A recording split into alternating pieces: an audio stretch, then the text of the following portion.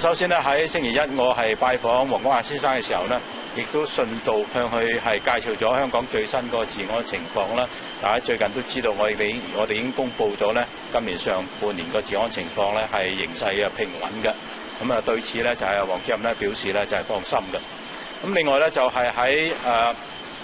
禮拜二嘅我同公安部嘅工作會晤裏邊呢，我哋就係跨境嘅犯罪呢就進行咗交流嘅。咁其中特別咧係講到幾樣比較係需要處理嘅優先處理嘅問題，就包括咧就係電信同埋係網絡嘅呢個係騙案，因為咧呢一類嘅騙案咧喺香港咧係增加得係好明顯嘅，而且喺內地咧同埋係以至係附近周邊地區華人社會咧受影響亦都係相當多嘅。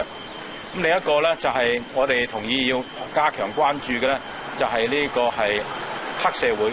同埋跨境嘅有組織犯罪問題，咁呢個咧，我哋咧亦都係同意咧，係必須要加強力度去打擊佢嘅。一直以嚟咧，我喺啲官式外訪活動咧，我都會係喺當個活動有啲實質成果嘅時候咧，係會發新聞稿嘅。呢次咧同我過往幾次嘅做法亦都一樣嘅。大家明白啦，除咗係部分人士對我行程係有興趣之外咧，我諗市民最重要咧係需要知道我哋警方工作嘅方向同埋成果。